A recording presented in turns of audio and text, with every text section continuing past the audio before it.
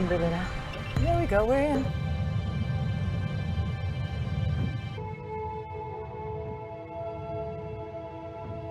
The checkpoints were a dangerous place to be for everybody. For 10 years, I lived in two completely different worlds, Israeli and Palestinian.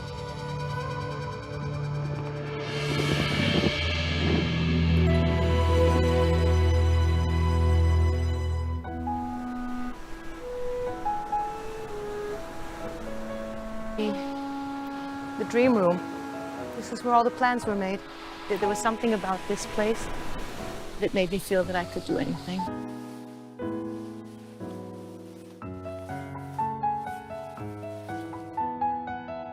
You know, you just imagine you're on your horse, bareback, 15, 16, 17 years old. Try to put it into practice.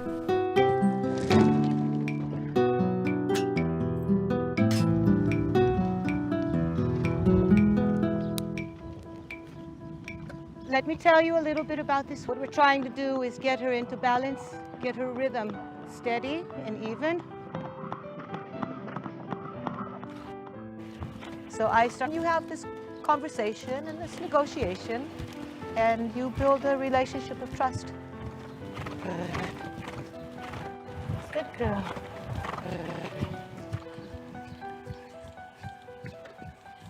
How living in San Diego. And when I was 9, my parents collected myself and my 2 brothers and sisters into the living room and told us that we were going to Israel. And I said, I'm not going unless you buy me a horse. By the time I'm 12. Here's my first horse, Pony, that my dad promised to buy before we left the States. And he did. He bought the horse. He couldn't afford it, but he bought the horse. Oh, hi there, Nancy. Hi, Dad. Who's that knocking at my door? It's your daughter. It's your daughter, Nancy. You look good. You look Thank cute. you. Do you like my stare? I love your stare.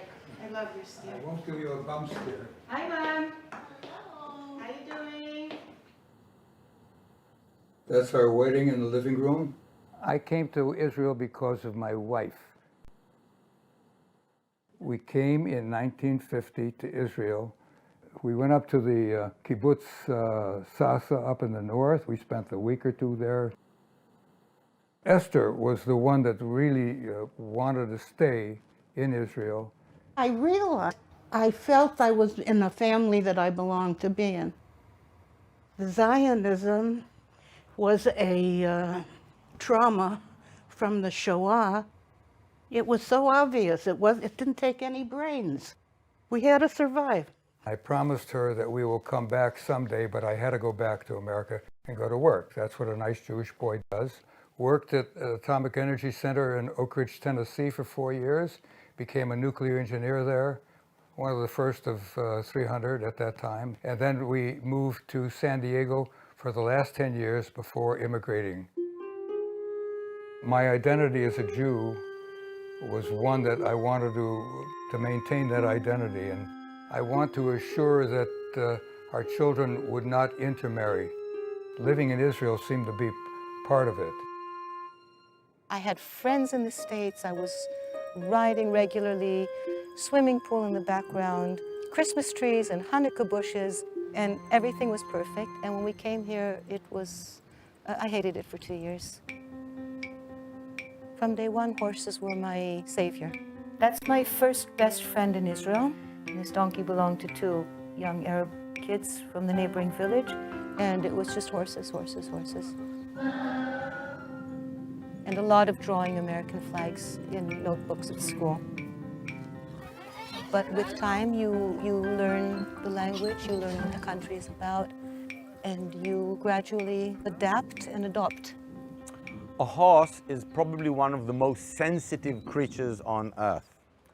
And because they're so sensitive, they can read you so well. When you just come and touch them, they can read you. They know who you are. The movement of your hips will determine the length of the stride and the speed. I train people to the highest levels in dressage and in jumping. Now be very careful with your right leg. That's your bed leg. I really enjoy working with people with disabilities. Good, good. I have something in my heart for people with problems. The fact that you can sit on a big animal and control it so easily, almost with your mind, and you get the feel of power and movement, you know, it's amazing. Dror and I have known each other since we were kids, since we were 12. We were both kids growing up in the horse world. She, at the time, was riding in a big club, in a jockey club, and I was from a kibbutz, you know, so we had the not so nice horses and not so nice equipment, and they had the fancy horses and the fancy equipment, and you know, she was doing very well. This is the building that we moved into in 1970. This is where most of our childhood was spent. Our next door neighbors were the Pereses, Shimon and Sonia Peres, and their 3 children, Chemi, Yoni, and Tziki. Our doorbells were right next to each other, so many a time when people would come to the Pereses, they would actually ring our doorbell. So you never knew who was at the door. The doorbell would ring, you'd open the door. Once Elizabeth Taylor was standing there. Another time there were 10 Druze sheikhs with their wives. Everybody knew everyone. It's like my father used to say that a small country is like a big family. Down the road lived the rabbins, Yitzchak and Leah. The neighborhood was full of all kinds of kids, a lot of immigrants from the United States and Western Europe who were all trying to belong, together with the sons and the daughters of the kids that were born here. Well, she was a very special person, and I thought she'd be the world champion in horse riding. I liked her a lot. And we were sort of close, I think, for a while.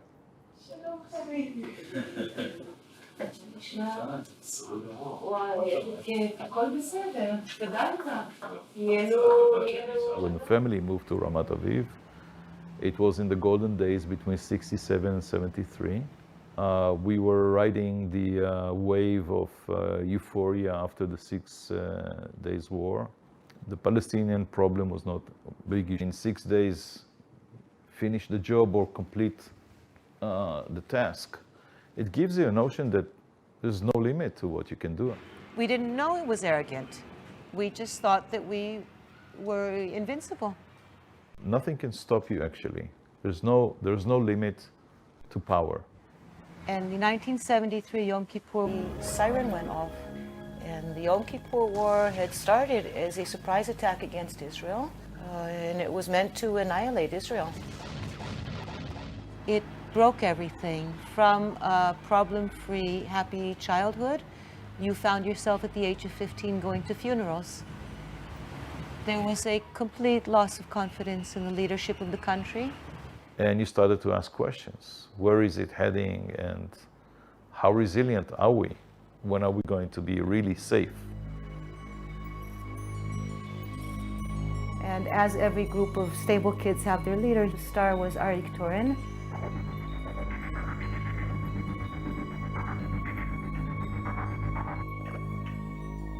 Who was killed in the Yom Kippur War.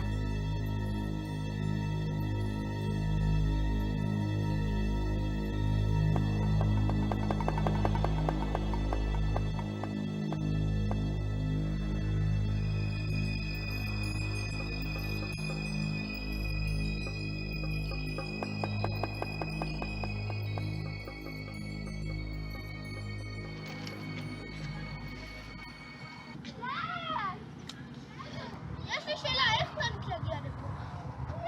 טוב, אחרי הקרב הרימו את זה לפה. אבל זה נראות לא לנגוע בהם, זה לזכר חבר טוב שלי שנהרג לפני הרבה שנים. זה ממש לא באיזה מלחמה הוא נהרג? באיזה מה? באיזה מלחמה הוא נהרג? ביום כיפור ב-1973. אוקיי? אז אל תיגעו בנרות, בסדר? זה לזכר מישהו אמיתי. זה לזכר הרבה אנשים אמיתיים.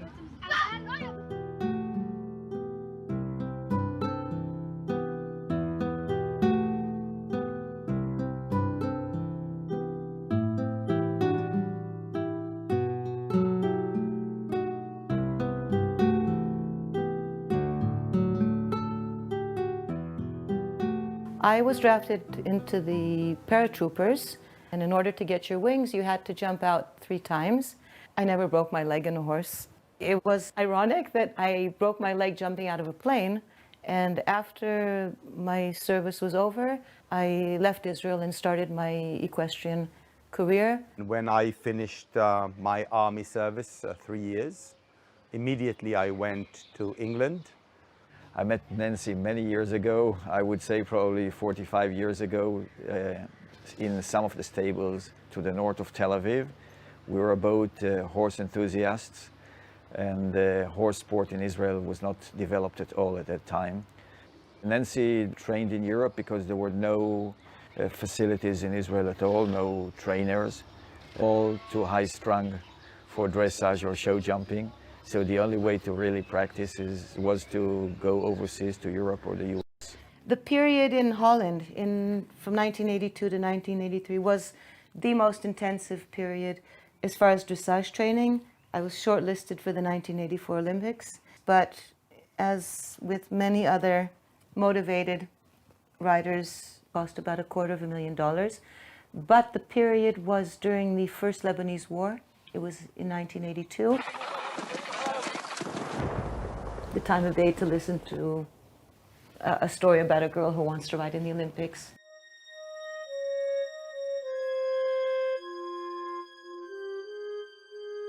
Alisa Simon, who was in charge of this whole operation of getting me to the Olympics, she was my fundraiser, my friend. She was in charge of the whole thing. And she told me I have to pack my bags, put the horse on the plane, and come back home. 3 weeks before I came back home, I met Frankie in Belgium. We fell in love. I came back to Israel, and Frankie followed 2 weeks later. Although I was successful in what I was doing in England and had a lot of friends, once in a while you go somewhere and somebody is saying something not so nice because you are an Israeli or a Jew or whatever. We both finished our years of training abroad and basically came back to Israel. And that was a big setting up infrastructures, writing our rule book, applying for membership in the FEI. It's just part of me, a drive to always excel at whatever I do and do the best at whatever I'm doing. And that's what makes a competitive rider. What makes a champion is a lot of hard work.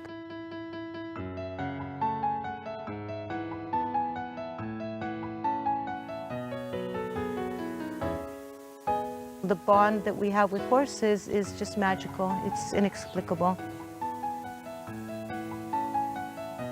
זה היה מובן מאליו, אבל לנחות את אנה זה נורא הרשים.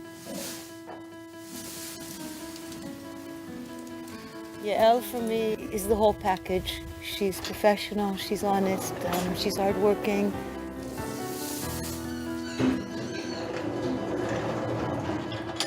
From the beginning, you could see how talented she was. She would prove herself over the years to become one of the best riders in Israel. אני חושבת שננסי הקימה בעצם את הדור שאני שייכת אליו, ולא רק אני, כמובן היו עוד רוכבים ורוכבות, שעד היום הם חלק מהענף, וקיבלו באמת את הבסיס הכי נכון שיכול להיות. What a person would be seeing when they say a good rider ride is the unity and hopefully the invisibility of the riders aids their actions. You want to see the horse. So your challenge as a rider is to bond with the horse in such a way that they want to cooperate.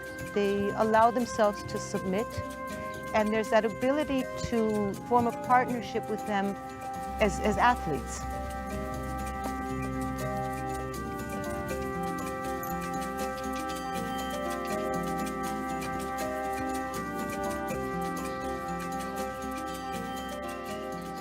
Nancy and I competed in the high jump competition in the south of Israel in the mid-80s. It's one of the only puissance competitions that we had at the time. You could have 3 attempts at this jump. I approached it the first time, totally chickened out, just turned the horse away. I was so terrified. 1.75 looked like the Empire State Building to me. It was huge. And the second time I approached the jump, I had a misunderstanding, a miscalculation. Came around the third time, said it's now or never. I got the striding right, I got the energy right, got the balance right, and we cleared it. When you clear a jump like that, you've never jumped that high, it feels like you just touched heaven. And I held that high jump, this Israeli high jump record, for 20 years.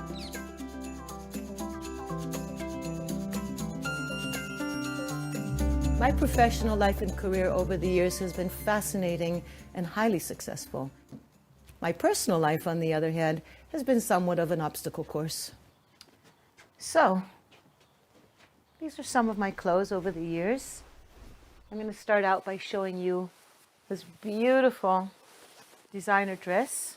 I wore this to Frankie and mine beautiful wedding party that we had with the horse-drawn carriage and the summer hat. Here, Frankie and I are getting married, and it was a civil wedding in the townhouse of Bemel. When we came back home to Israel, we had a wonderful garden party reception. My mother came and my sister came, and my father and my brother and my sister, the religious members of my family, did not come. After a year, I must say I was thankful, she divorced him, and there were no children involved. How I would have reacted to had there been children and she stayed married, I don't know. I don't know. That was the end of that pasuk. That was marriage number one, which didn't last for long. Quite soon after that, I was in a relationship. The result of that new relationship was a pregnancy. The pregnancy lasted and the relationship didn't. After Eden was born, it was a struggle to keep on working, because before he was born, I had been riding 7 or 8 horses a day and teaching 5-6 hours a day and competing 5-6 horses every weekend. And when you become a single mother, all of that changes. I was exhausted physically and money was short, and I was looking for a better place to be in my life. And my brother asked me if I wanted to be introduced to a member of his Orthodox community. My brother was the culmination or the epitome of all things successful in this country. He was an excellent straight A valedictorian in high school. In the Army, he was an outstanding officer. Then he went straight into medical school for 1 year. And at the end of his first year at medical school, he went for his big trip abroad. Came back, came to my office wearing beads. So I said, what are you doing with beads? He says, I'm going back to India, something about Hare Krishna. I don't remember what it was. Hare Krishna, Hare Krishna.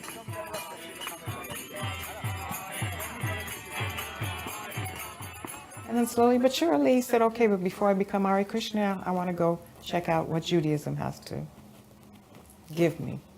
And slowly but surely he started becoming more and more religious. And then there's a process of radicalization. It usually starts with posing questions, which is, are you happy with your life? Are you looking for more in life? Why are we alive? And then they come up with all the answers. And many people, and not only in Judaism, in Islam, in Christianity, and in many different religions, find the answers to their questions there. So Roger started coming home in jeans and with a kippah, and then the jeans became black pants, and the kippah became a black kippah, and then the tzitziot and the white shirt. And our younger sister Dina was in the Army with Roger's wife, and Dina's boyfriend from San Diego from nursery school was in the university here in Jerusalem on an overseas program. And Roger just said, instead of you, Ross, going to the university, come to the yeshiva. When I first started learning in yeshiva, it was very attractive because I felt that I was seeing something that I'd never really seen before. I'd lost out on a few generations of having that relationship with our Creator and the daily observance. My dad's a nuclear engineer and he wasn't happy. And Roger persuaded him that instead of going to work, he should come with him to Jerusalem and start hearing lectures about Judaism. And he My dad started going to Jerusalem.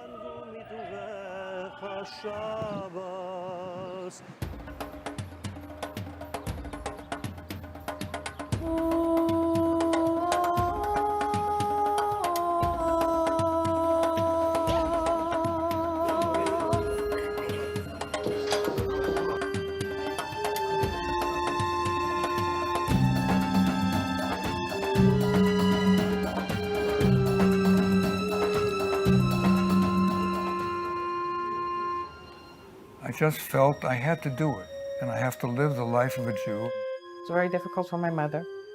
We weren't brought up in a religious house. We were Reform in San Diego. Or why he needs the strictures of Bratslav Hasidut. I can't understand this. It tells you when to go to the bathroom, it tells you when to eat, it tells you when to say this, when to not say that. I don't understand that. Being Orthodox really means a full-time observance. Lots of laws, but it's like learning the rules to a great game. They tried to get me into it, but was never in it, and I'll never be in it. As we all know, all these religious yeshiva boys only take, they don't give. It makes us very, very angry, very, very upset. They have their reasons for not going in the army. Their reasons are not the right reasons. They do not defend the country. They say sitting in a yeshiva and studying, Torah all day long is they're guarding us from above, which I think is bull.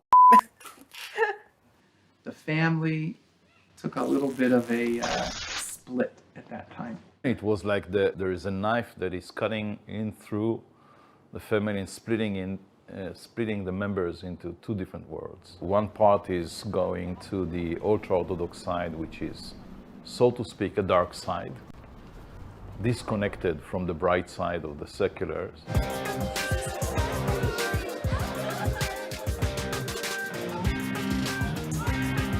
The ultra-Orthodox see us as people that have no morality or ideology or philosophy, or not, in many of them things were not Jewish. It's like going into a different country, a different place, a different continent. So when you see that happening in a family from the father to the last child, maybe generations later, it's not a simple thing to deal with. My father becoming religious and my brother and my sister totally changed our family as we knew it. And the effect it had on me was, from being a successful person, I became kind of a failure. This is my wedding dress for the second marriage, for the religious marriage. I joined into the religious way of life and community, but it was about 15 years or so of being under tremendous pressure from the religious members of my family, and I was craving for a quiet, normal, more spiritual family life. And my religious brother offered to introduce me to a man who was looking for a wife. And for some reason, I agreed to meet him, and one thing led to another, and we got married. I must say, in all honesty, that wedding night was one of the happiest moments of my life. I was very much in love, and I felt that I was entering this hall of spirituality and beauty and purity. 2 weeks later, it started falling apart. I never fit in. I never, to the religious families there, especially the religious women, maybe it was because my face was sunburnt from all the years, and maybe because of an athletic way of moving, or maybe the skirt just wasn't the right Orthodox skirt, I don't know, or the stockings were wrong. Full-length stockings, so these are thick ones for the winter. Some are a little bit more sheer, but I never got it right. I kept on riding. I had said to my future husband that the one thing I will not stop doing is riding. I would leave the house with my riding clothes and then the religious clothes on top, peeling off the layers as I'm driving to Tel Aviv, and then riding, and then on the way back, getting dressed again, and getting out of the car in the religious neighborhood fully dressed again. Within a month into the marriage, I started hearing him say that things are a little bit down financially, and I'll have to go back to work as a riding instructor. This came as a shock to me because before the marriage, I was assured that I would never have to work again. I made a few friends, and one of them, she told me that the women that are belittling me and gossiping about me behind my back, they're actually jealous of you. And I couldn't believe it. I said, what do you mean? And she said, believe me, most of us would love to be in your place, having been outside, in the outside world. We have kid after kid after kid. We work outside the home. We have to fit into this very strict Orthodox community, which we do, and most of us don't want to be anywhere else. And she was one of the few totally honest women that I met. I realized then the community is rife with everything that they ridicule, which is family violence, child abuse, hypocrisy, racism par excellence. And it was just a terrible, terrible, terrible traumatic shock for me. I understood that this is not the life that I wanted and that we had to get divorced. And I definitely did not want to raise my kids in this community. I got pregnant immediately as soon as we got married. I left Israel when I was 6 months pregnant. I flew to the States to my brother. It was a transatlantic divorce. If I hadn't gotten the divorce before the baby was born, then the baby could have been used as ammunition in order to not give me a divorce. And according to Jewish law, as long as the baby is not born, he's not yet an entity on his own. I prevailed. And then I found myself to be a single mother of 2 young boys.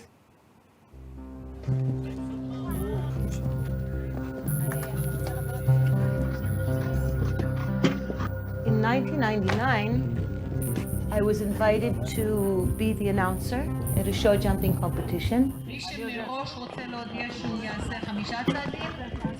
And I was already a judge and so on by then, but at that show I was an announcer, and she came running up to me and she said, I have to welcome the delegation of the Palestine Equestrian Federation. And I come from a very right-wing family, and we have had nothing to do with Arabs. We were pretty much mainstream Israelis in as much as all Arabs are murderers, all Arabs are terrorists. This was mainstream. There was nothing unusual about this. You didn't have to be very right-wing, but we were a right-wing family. And when she said that to me, I told her to get lost, and she wouldn't let go. And she said, there's a delegation here from the Palestine, and I'm thinking, the Palestine what? Who Palestine? What are you talking about? And she said, they're sitting over there. So I looked to the right and I saw 3 men. They didn't have horns and they didn't have smoke coming out of their nostrils or anything. And I looked back at her again and I said, no way. Anyway, she said, you have to. You're the only one whose English is good enough, who can speak politely, even though you might not believe what you're saying. And I said, okay. So I extended a very warm welcome. At that time, I was working at a stables a little bit north of Tel Aviv. And over the next few weeks, the tall, dark, handsome one started showing up at the stables. And he convinced me to maybe start working part-time in Jericho. Behind that last ridge of hills, the road leads down to Jericho, the Dead Sea, and the Jordan Valley. Jericho was open then. This was an era of peace. This was before the Second Intifada broke out. There had been built a beautiful 5-star hotel, the Intercontinental, and the famous Jericho Casino had been built there. I think 5,000 or 6,000 Israelis were down in Jericho every day, gambling their money away. At the time, my sons Eden and Liel were very young. I was living in Jerusalem and traveling on buses to Tel Aviv. I was hoping to find a place that was easier logistically. And of course, there was the developing relationship with my co-director at the club, and I thought I would give it a try. in the beginning of the 90s was a major attempt to actually set the stage for a future peace agreement between us and the Palestinians. And actually, two things were achieved in the Oslo Accords. The first one was a mutual recognition between us and between the Palestinians. And the notion was that we're going to speak about 1967 as a base for discussion, not 1948. I was terrified when I drove down there, and just as the hours went by, the fear started dissipating. And he took me to meet Dr. Sami Musallam, who was the head of Yasser Arafat's office in Jericho. When Arafat had come back with his men in 1994, he had set up presidential offices in each of the main cities, which was Jericho, Gaza, I think Ramallah as well. Hello, Dr. Sami. Can I hug you? Yeah. Oh. So Dr. Sami was the big boss. He was the head of the whole thing in Jericho. But he was the boss of everything, of the whole city.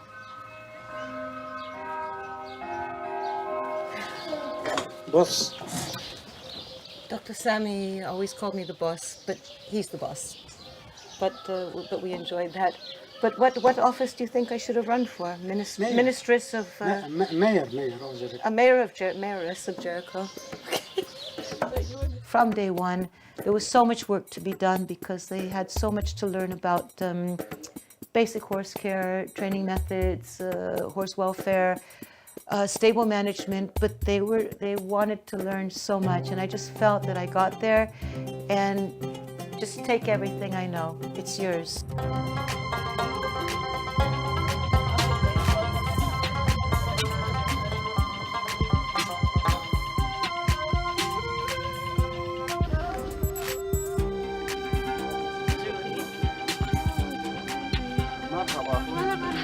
Can I hug your husband? Sure. Can I hug your husband? Oh, I'm fine. Look at you. In our mentality, if somebody he knows something to teach, he doesn't like to give it to somebody else. And he wants to keep it for himself to not to let many trainer on the country. For Nancy, she gave me everything. Without hiding anything for me. Now, alhamdulillah, this is thanks, from after God, Nancy, I'm the best rider and trainer on Palestine. I follow her. Okay, so tell us, show us. How long have you been here? 8 months? Here it's already 8 months. And what do we see around? This is Ramallah. Ramallah, okay. Atarot. Okay. Beit Hanina. Mm-hmm. Tel Franci, it's you can see it from here, big building. That's French Hill. Yeah. I see my house. Yeah. Okay. It's all close to us. Wow. From here you can see everything. Yeah. Khalid was brought to us by, his name is Abu Rahme, and he said, I want to try this boy with you. He lives in the refugee camp, and they need help. And I said, okay. We asked him, did you ever ride a horse? He said no. Did you ever touch a horse? He said no. Did you ever feed a horse? He said no. Okay. Good, you're hired. You're hired. Well, the first year, he never looked into Nancy by the eyes. Because he was so shy. Yeah. Yeah. He always talked with her, head dropping down. Everybody, they know, and why are you following Nancy and taking order from Nancy? What do you think? I said, I don't care. Mom, I want to be like her.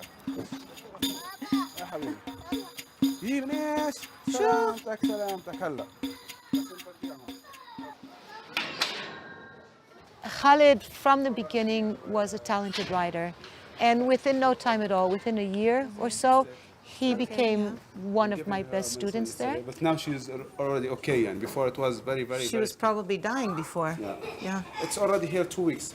But Khalid, these are the best horses. You buy these horses, you do two things, okay? You save their life. You save their life, and you take them out of the cruel place that they were. She's happy, yeah. No, and you give them a new life. I can't believe you two. Yeah. You were just little kids in the stable, and now you're all grown up and married.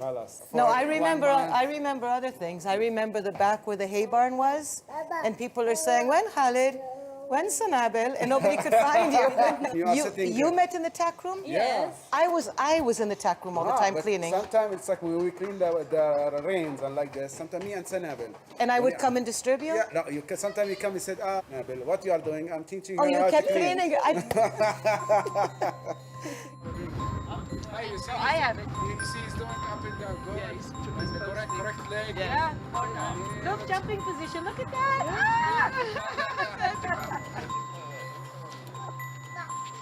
ماشي كتير. تنساش.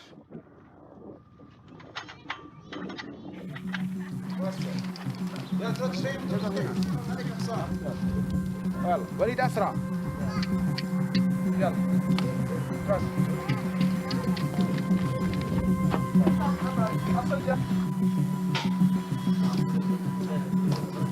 هذا مش هيلف هناك. بس هيك.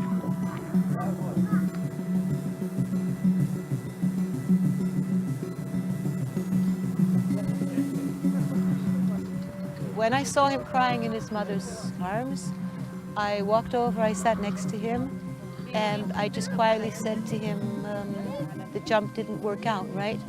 And he said, no.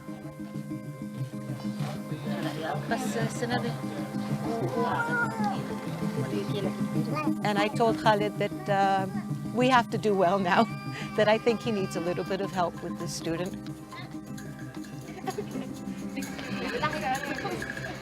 طيب انا صدق ايدك عشان تمسكك تساعدك لازم تعوقك عندك حاجه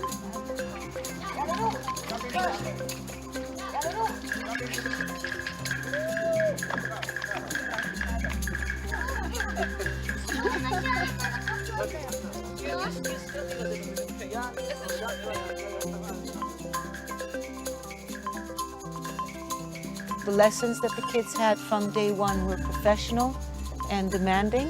I set high standards for them. And within 1 year, we had our first Palestinian equestrian team. And our first competition was in Jordan. Do you want to know this?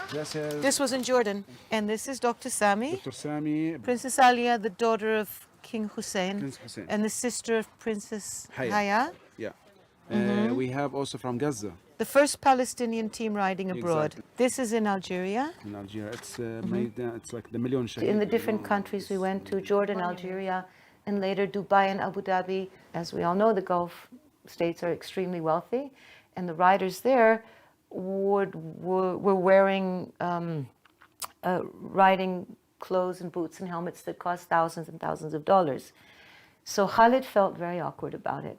He arrived with the best we could come up with, rubber boots and a plastic helmet, and I just told him, pull yourself up, sit up straight, keep your heels down, and get out there and ride.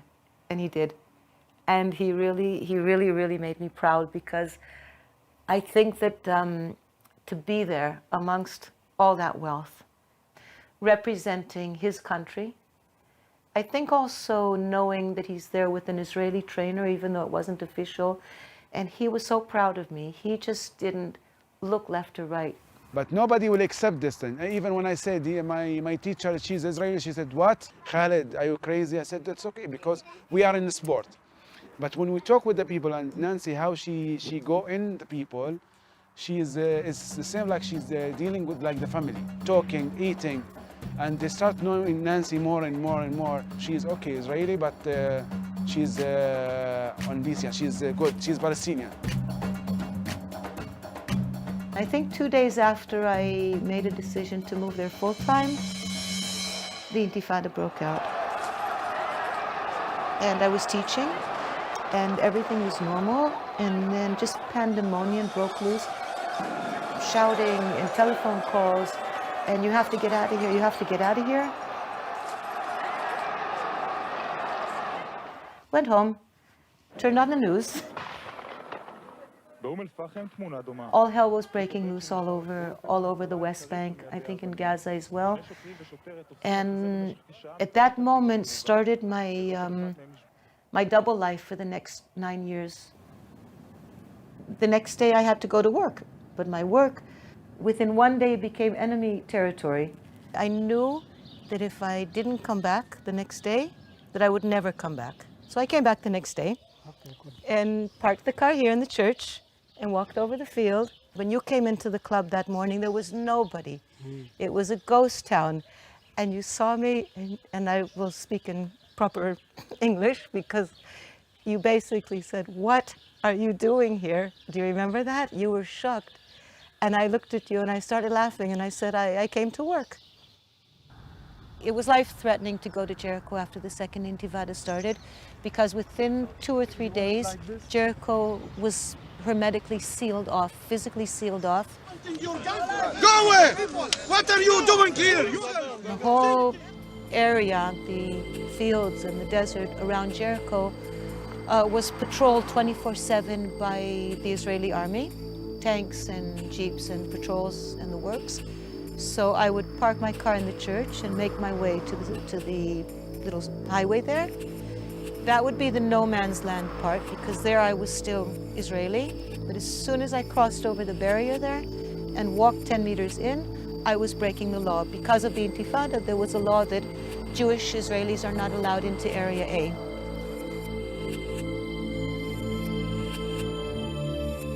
As the Intifada unfolded, I would walk another kilometer or so into the Palestinian territory, and then the director of the club would pick me up and turn around and just race back to the club. I just had this conviction that I would never ever be shot at by an Israeli soldier. I received threatening phone calls and letters in the mail from different organizations and different people that I didn't know where they came from, that actually called me on the phone and said that threatened me and said if I don't stop taking my kids down to Jericho, that they would report me to the police. My answer was basically in polite English, mind your own business. כן, איזה תמונות מתוקות. עוד מעט אני חושבת יש תמונה שאתה רוכב. My relationship with Dr. Sami, so it was still something special. You learned how to swim there, learned how to ride a bike there, how to ride a horse. How to ditch the Israeli army. In the beginning, it was a secret. Taking me to Jericho once a week, twice a week, and lying to my friends that I'm going to my father, but the truth, I was going to Jericho. Even now, even today, just few of my friends know. They still don't believe that you participated in the reception and the meeting with Arafat. He's the first famous guy I ever met, Arafat, so it was pretty cool when you are 7 years old. And we took the picture and I still got it till today. And once I took it to school, the picture. And I showed my friends, look, me and Arafat in one picture. And they told me it's fake. No way that it's you. And between individuals, and I think that enriched them in the long run.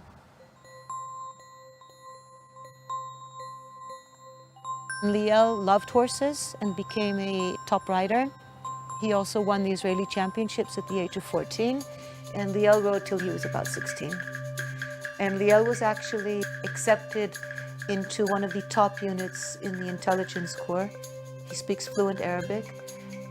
I was delighted about it because on the one hand, he's very helpful to his country, Israel, but at the same time, also very fair to the Palestinians. But he had decided to defer the draft by 1 year. And why are you deferring the draft by 1 year? Because I'm going to study the Gemara, which is part of the Torah, part of the Bible. There is a law in Israel that you can receive exemption from the army if you are studying in a yeshiva, if you are ultra-Orthodox. So eventually he obviously didn't go to the army.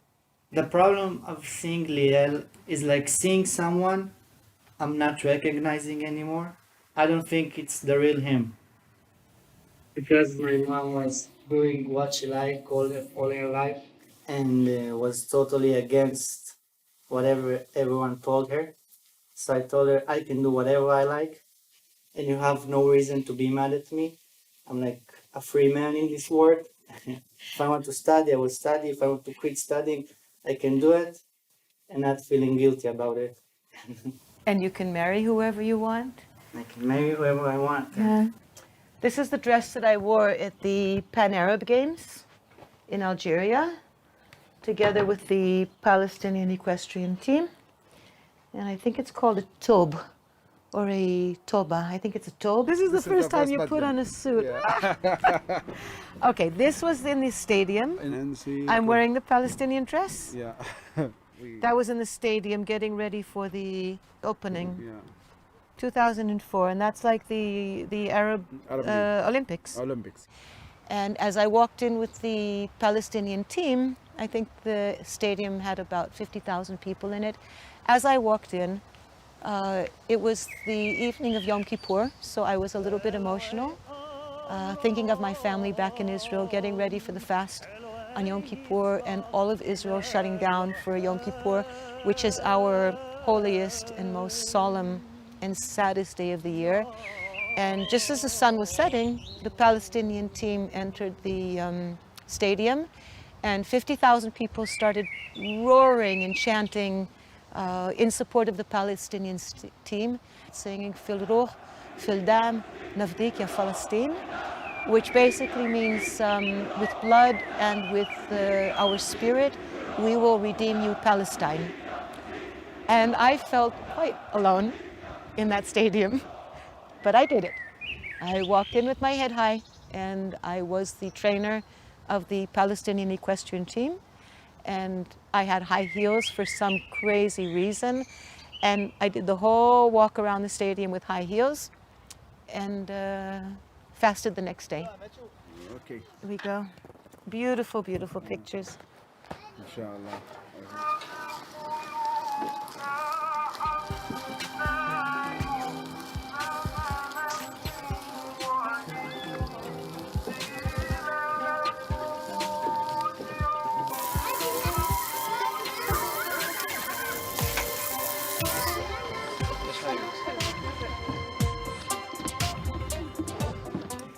Remember, there were many situations and things that just came up. Something would happen that really, really touched the deep, deep, deep issues. Do you remember one time with Hamoudeh? How old was he?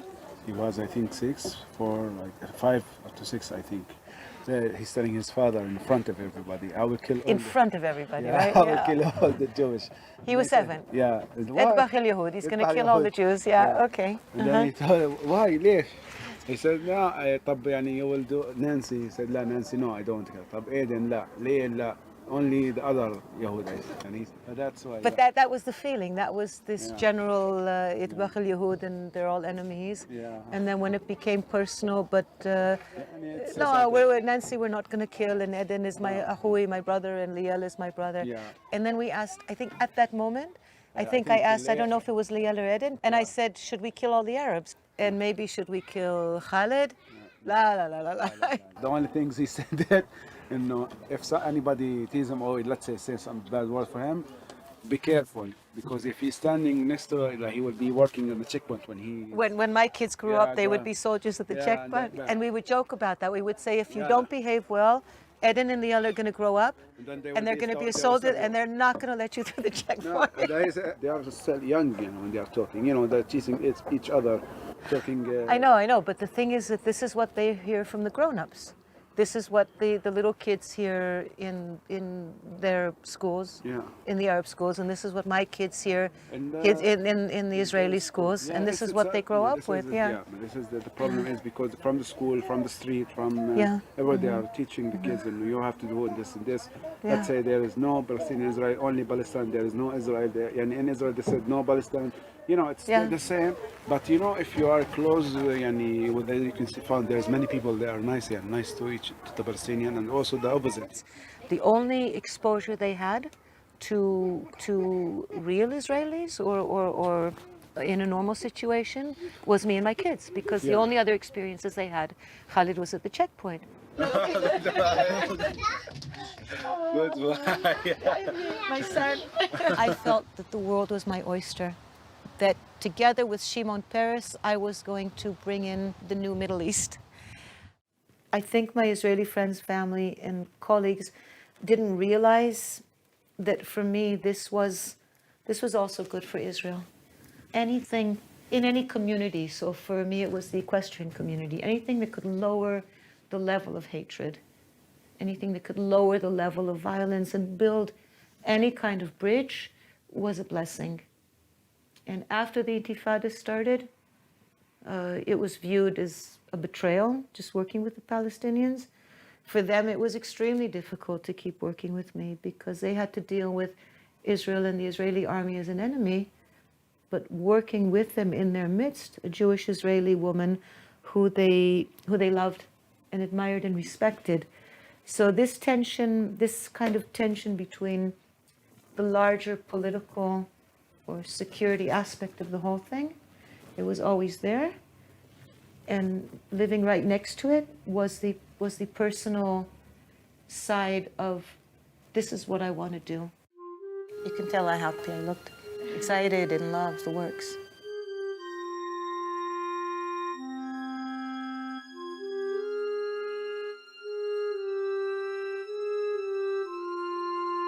Things started falling apart around 2005, 2006. I totally lost my trust in my partner, the director of the club. Our relationship became a little bit crowded. I was not the only woman in his life. So that was a very, very, very painful period. And it was in sync with the club also tapering off.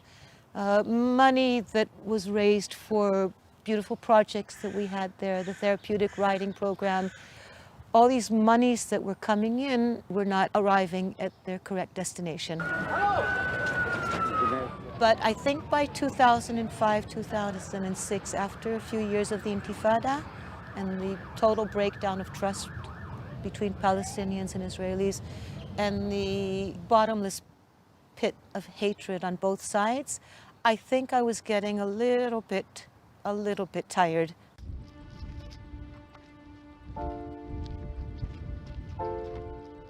Being so heartbroken and so devastated and so tired. At that moment, I understood why people kill themselves. And I also understood why people don't kill themselves. And I didn't.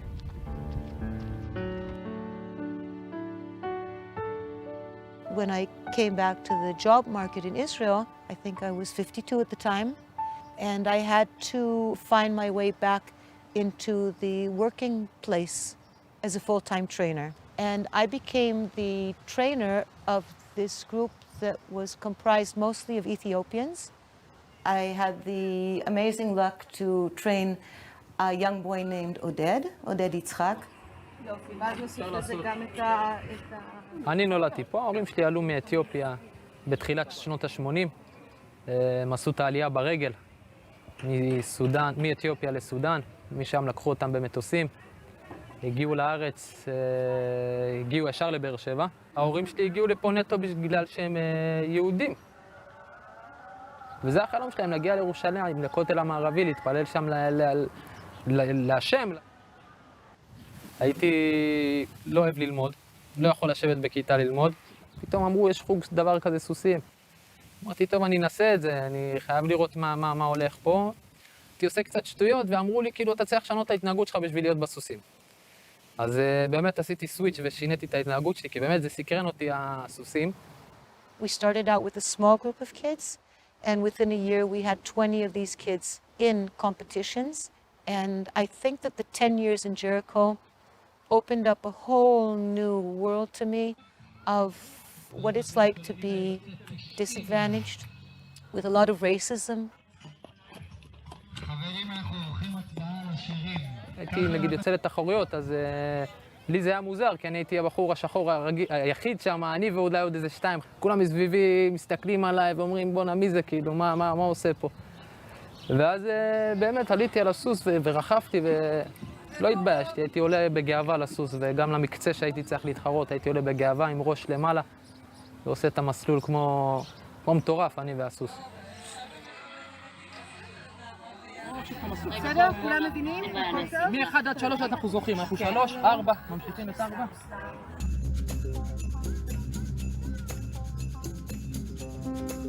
From there I went back into my job as a trainer.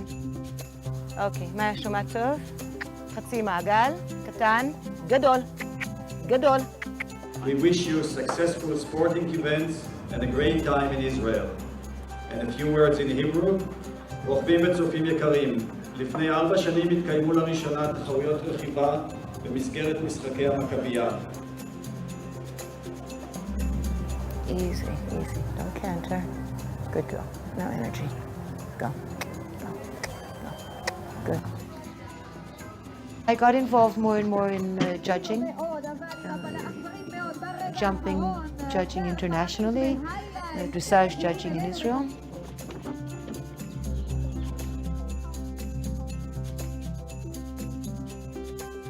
הרוכב השני, ליישר עוד, טובה, טובה ובטוחה. And recently we started a wonderful project in the Israeli Equestrian Federation, call it the Little League. And it's a dressage and now an equitation league where the judge comes to the club. And this enables hundreds of riders that might not be able to afford to come to the national shows.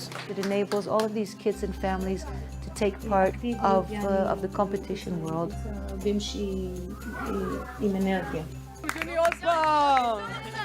בוא נשים בתוך הגרעין הקשר שלי עם ננסי התחיל כשהייתי בת 11.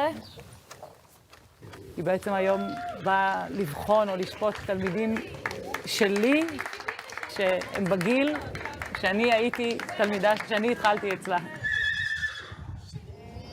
כל השנים הייתי מדריכה כפרילנסרית במקומות אחרים, וכשבאנו לפה אז זה היה ברור שאני אקים את המקום משלי. אנחנו נמצאים בשדה אברהם, שתמיד אני צוחקת ואני אומרת, זה פינת עזה מצרים, 4 קילומטר קו אווירי מהגבול עם עזה, ופחות או יותר אותו דבר מהגבול עם מצרים. מצב עם עזה לא פשוט.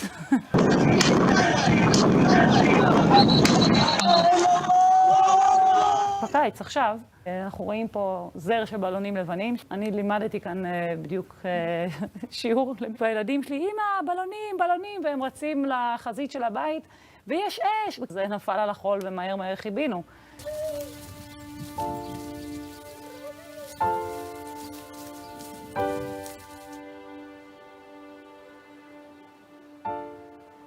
I finally fulfilled my 30-year-long dream or ambition of going to law school. I had to decide between law.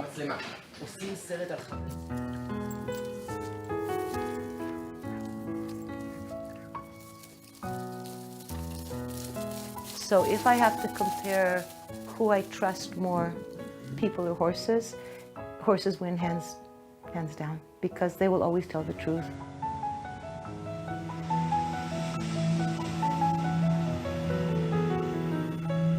It's been an amazing, incredible journey so far, and I've gone to all kinds of places that a nice Jewish girl shouldn't have gone to.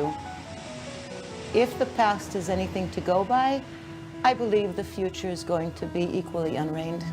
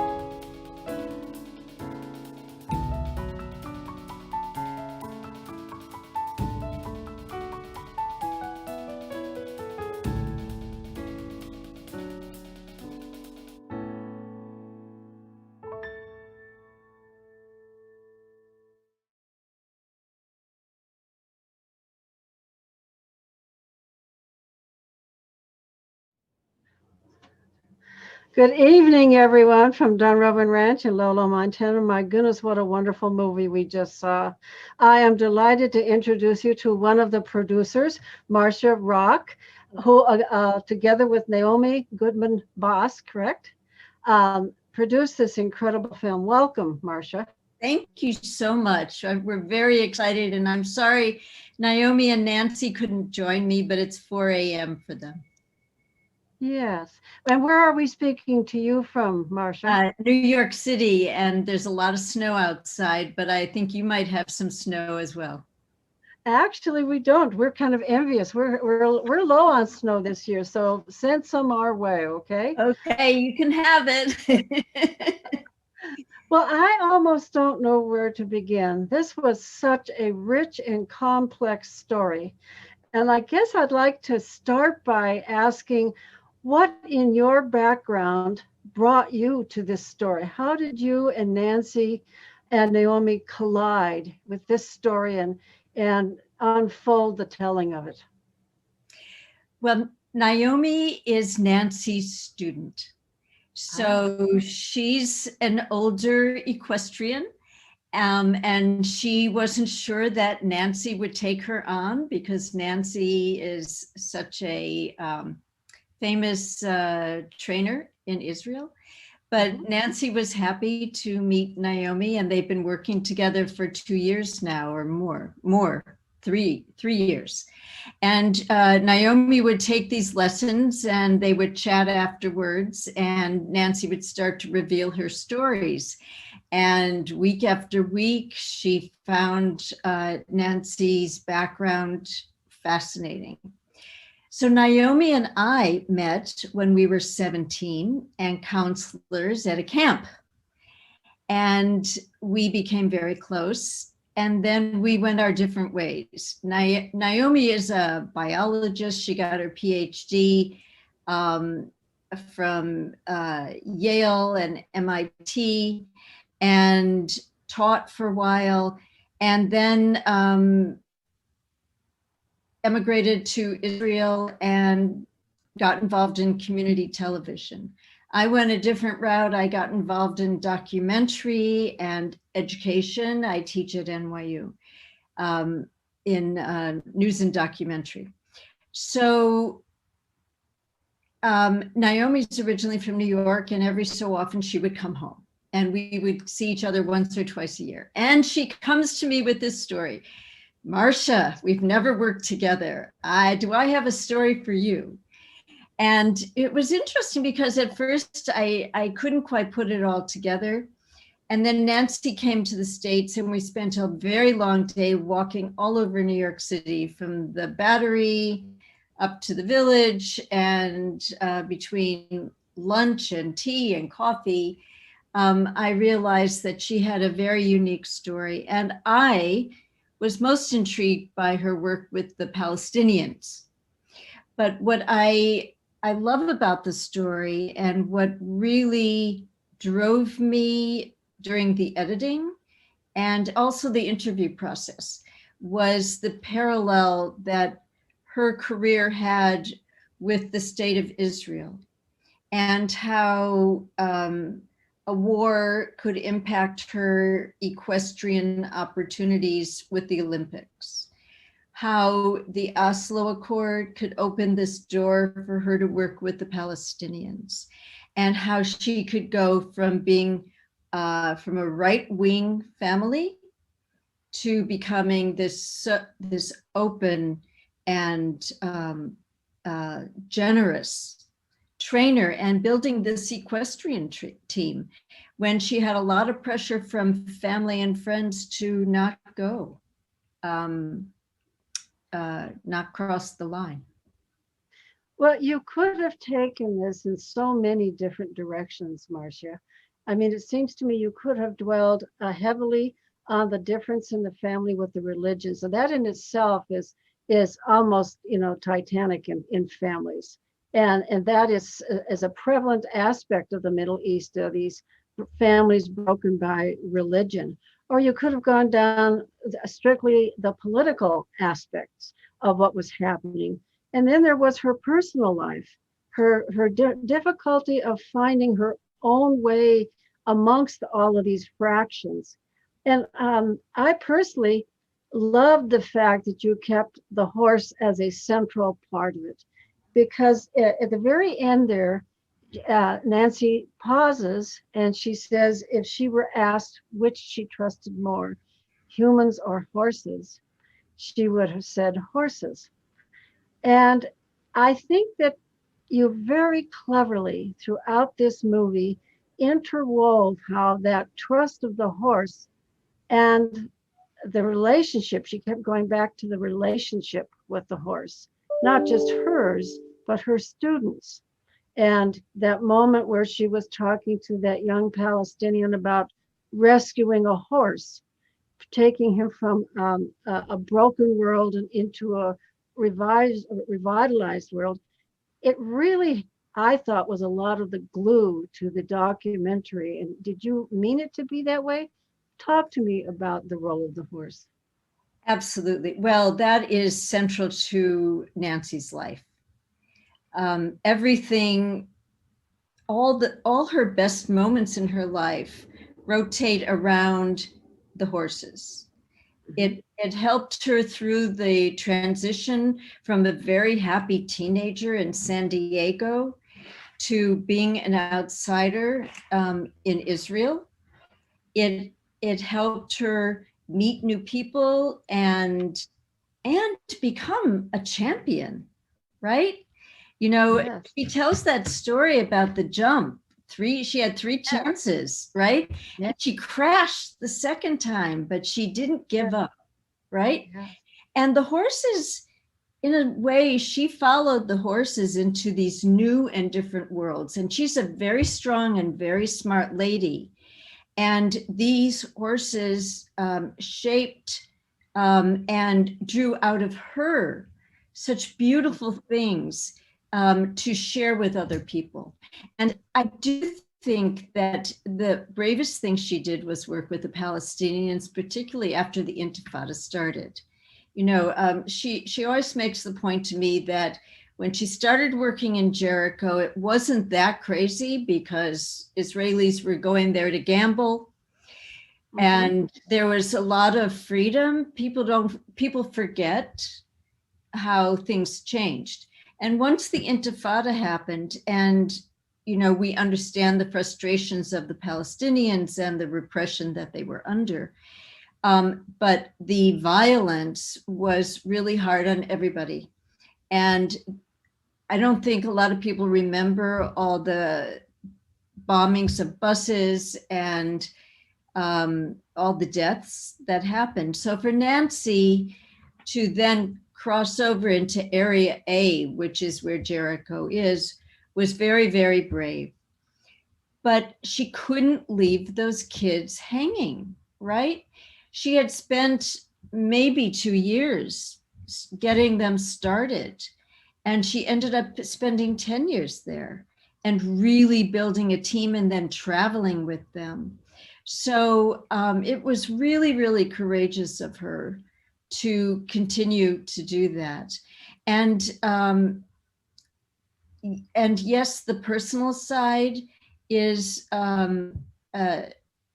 so strong. And I like to think of the documentary, The Horses, as the glue, as the center, but the political and then the personal being a reflection of the inner turmoil and tension in Israel, because there's huge tension between the secular Jews and the religious Jews. And the religious Jews are a smaller group, but they have more political control.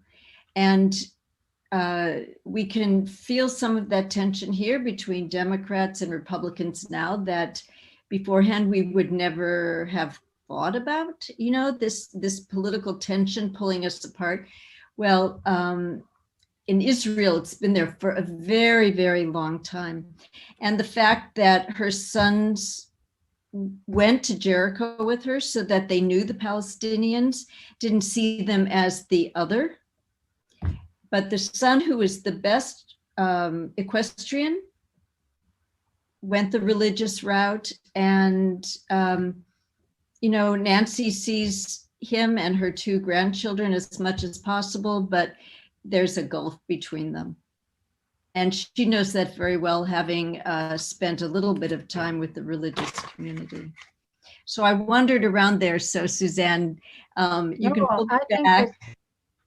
Well, I think you did a marvelous job of holding together all of those incredibly complex and stories in and of themselves. I mean, there really were a number of channels that you could have gone down. But again, I keep going back to the horse being such a powerful force in her life. You know, one of the things that she said is that she was a good instructor. She demanded quality. And, you know, one of the eventing world, the dressage world, is so precise. It requires a great deal of focus and attention. And I cannot help but think that when you're living in an area of chaos, having something that demands this focus that allows you to push all of that other kind of chaotic nonsense out of your vision for a moment. It's like wearing blinders. You have to be that focused. And I can see the benefit to the kids, to the Palestinian kids, to the kids that she was tutoring, that same kind of put on blinders for a bit, see the world beautifully, disciplined and gorgeous with that horse. So what's really interesting is that Dr. Sammy, who started the stable, he was able to get the funds from Arafat through the Oslo Accord to do this community engagement, and he put it into the stable. So one of the stories that I would have liked to have expanded even more was that of Khalid Efranji. We went to see the stable he runs now in Ramallah, remember, and with the horses, and he cares for them. He buys the sick horses and brings them back. Well, Dr. Sammy's goal was to take this sport that is beloved by Palestinians, but mainly racing with Arabian horses, and take it from being an elite sport to an accessible sport. Now, Khalid grew up in an Iraqi refugee camp. So he had a very limited experience as a child. When Arafat came back to Palestine, his father came and brought his family along as well. And Dr. Sammy must have known his father and, you know, said to Nancy, this kid needs a job. Khalid loved horses. He had a natural affinity for horses, and it changed his life. And I think what you said is true, that Nancy taught him discipline through the horses and self-esteem. One of the scenes I love so much is when Nancy talks about going to the Pan Arab Games. I think that, or it was to Morocco. I can't remember, but he had rubber boots and a plastic helmet, and all the others had beautiful equipment, right? And she didn't say this, but he was crying. And she said, no, you know, head up, heels down, and you're going to go there. And he remembers that forever. Forever. It changed his life, and he placed first. Yeah. I mean, that's an incredible thing. It is a beautiful thing. You're making me cry all over again. So, so the other thing that I so admired, and there were a couple of telling things that I picked up on. One of them was the fact that she had the strength of character and really the courage to take her children into Jericho and have them pass back and forth across the border. And the little scene of the children kind of kidding about the checkpoint and passing through the checkpoint. And I lived in Chile when there was a coup d'etat, and we had checkpoints. And if you haven't been in a situation where you have to go through a checkpoint with a 19-year-old, a military soldier with a machine gun, you don't understand the tension that is inherent in that passage. Yes. And for her to have been able to navigate that with confidence and to take that confidence and give it to her children, I just think is just remarkable, frankly, because you're torn between being protective and wanting your children to embrace the world. I mean, there's a lot of ambivalent feelings going on in a mother who would do that. I think she found that the experience changed her profoundly and made her see the world as a bigger place, like you said. And her kids played with Arab kids so that they knew who they were and not propaganda or anything else. And in fact, her older son, Eden, is got his degree in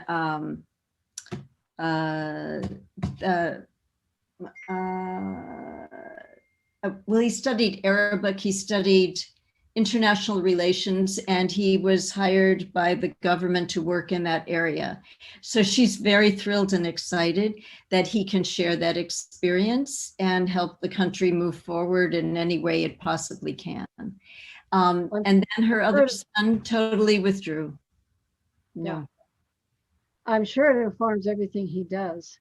And it is interesting that the children went in such opposite directions, such completely opposite directions. Totally. And I admire her for her ability to accept that and to, it would be so easy for you to get caught up in those splits and to let that be the defining issue. But it seems that, again, at the heart, she let the horses define her life, not the strife, not the chaos, not the split in the family. And that it really... Right. And the betrayal, the reason that she left the Palestinian stable, and by the way, that stable did not survive after she left, was because she was betrayed by the director who she didn't want to say this publicly, but she said it was okay for me to share. He took the fund she raised for the disabled program, and she'd had it. She just couldn't work there anymore. So it wasn't the kids at all. It was the adults, and it wasn't the horses. It was, she just she had a line, and she just, he crossed it, and she couldn't do it anymore. But I have a good thing to tell you. She is now on the board of directors of a recently founded Israeli equestrian organization dedicated to achieving accessibility. I'm reading you the line, but we'll get through it.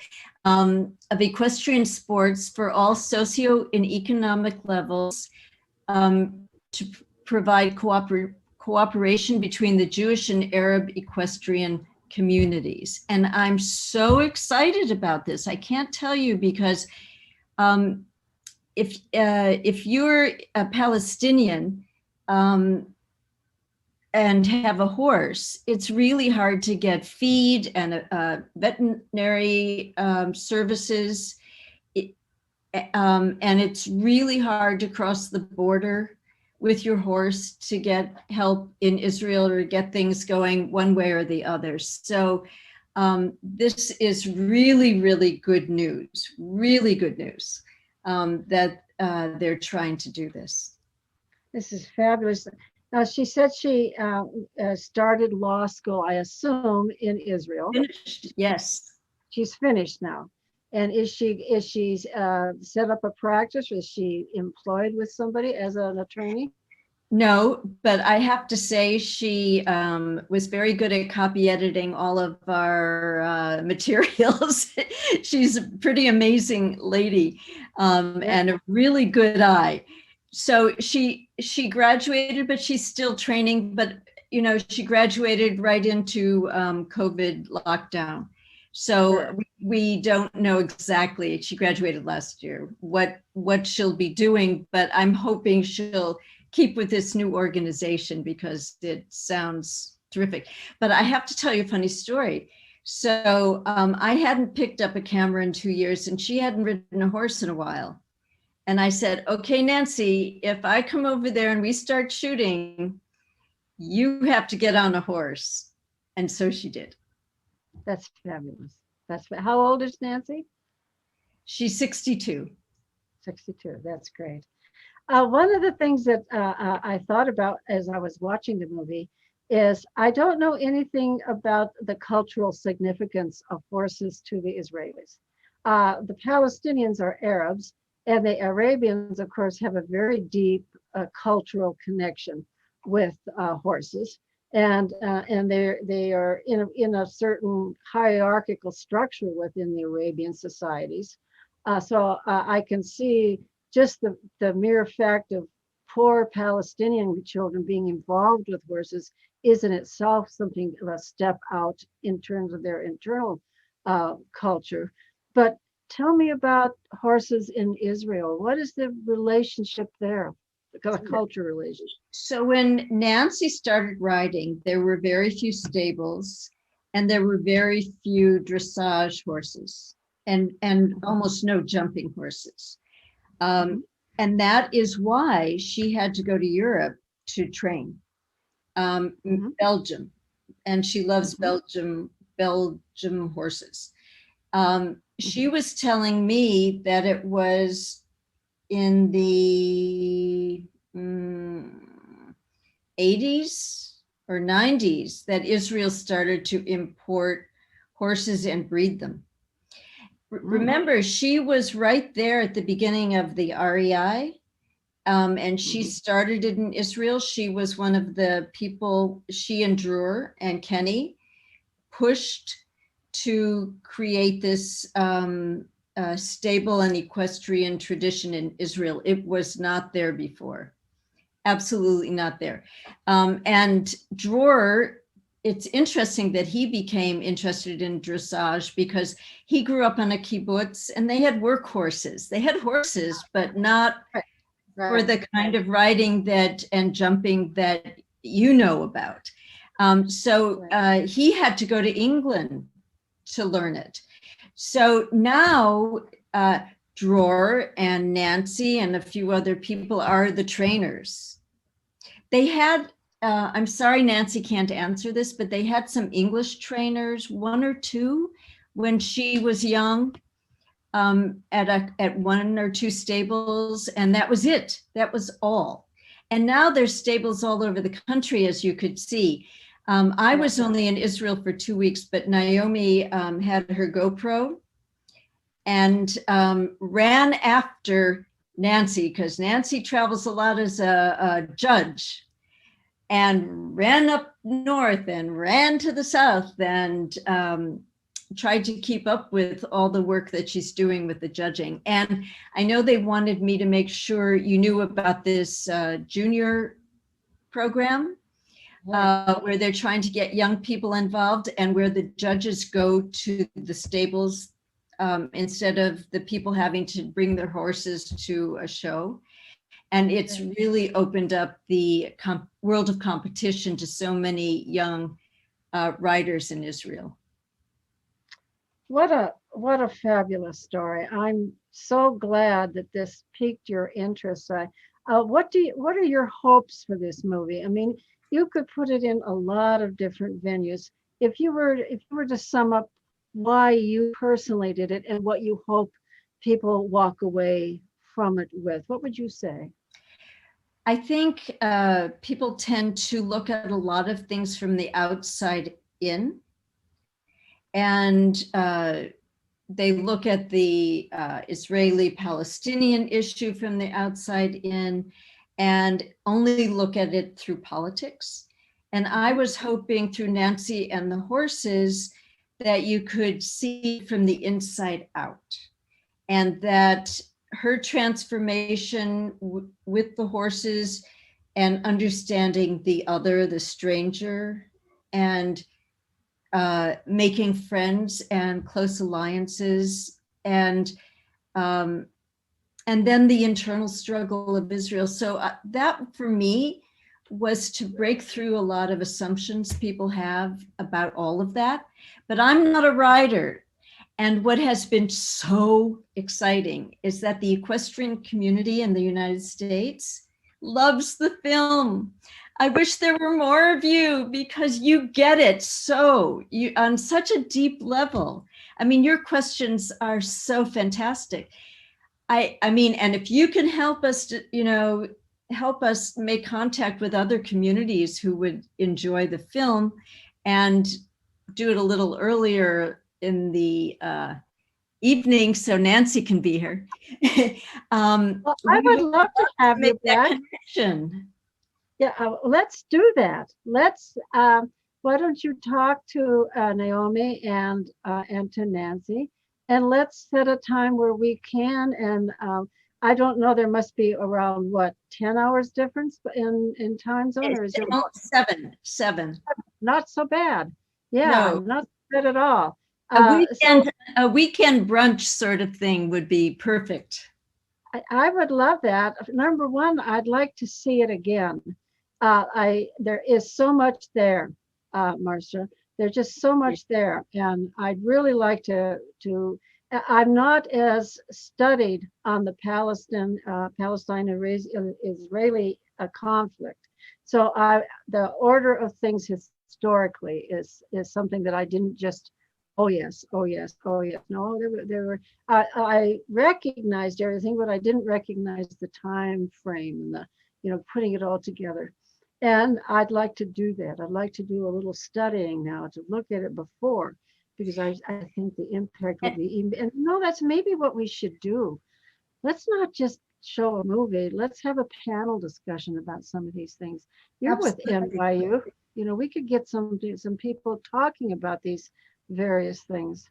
Absolutely. But Yeah. I'm serious about if you could help us connect with other horse-loving communities. We would love to share it. It's not a world I know so much about. So I would be very happy to do that. And I don't know if Janet Rose has connected you with the Stream Horse TV people. Yes. Are you going to be showing it there through Stream Horse? We're talking about that. Well, a strange thing comes up to me though. A couple of years ago, we had a group here from LA who did a documentary called Fire on the Hill. You can look it up. It was about an equestrian center in the middle of Los Angeles. Yes, and there's parts of this that really resonate. The way the horse can have an impact on people and kids, particularly who are challenged. It will come from very challenging environments. Right. It's a beautiful film, so I will definitely look for other venues, but do email me and see if we can't put something together that would give more people an opportunity to speak with you on a different time zone. And if your audience has any feedback, we'd love to hear it. Yeah, I will definitely email you with that. Okay, great. Thank you very much. Thank you. I very appreciate it. It was an film conversation. It's wonderful. Thank you. Thank you. Thanks to our audience for enjoying this wonderful film. Do put down any questions that you might want to ask of either Marcia, Naomi, or even Nancy. I'm sure Marcia would be happy to send things on to Nancy. Put them in the discussion board or email us at dunrovin@gmail.com, of course. And with that, I'm going to say good night. Thank you all. Good night. Bye. Thank you. Bye.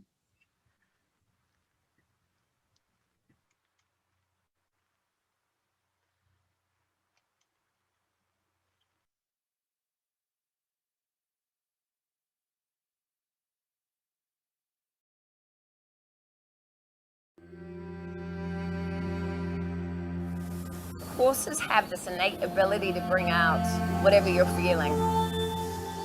I find it quite magical. I really find it quite healing.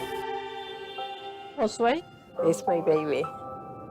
24 weeks pregnancy, cerebral palsy, 2 pounds.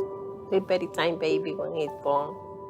I've known Josue since he's about 3 or 4 years old. Children can have cerebral palsy in different ways. He had a lot of low tone and weakness. My son was diagnosed with autism when he was about 3.5 years old. You know, you feel like you lose your children when they're diagnosed with something like that. Turn that off! No. Turn that off! Turn that off! Turn that off! Lauren has been coming to Rust since she's 4 months old. Therapists recommend therapeutic horseback riding. She sat on that horse. She's listening to the commands. What she is physically getting out of this very first session is more than I've seen in many, many, many sessions of therapy. I wish this program were available to all parents because it's done something wonderful for me and for my son and for my family. His behavior is more passionate now. Did you have fun today? Yes, yes, Why? Why did you have fun?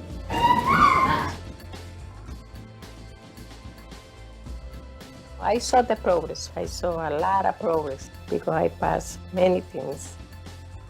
Now it's in college.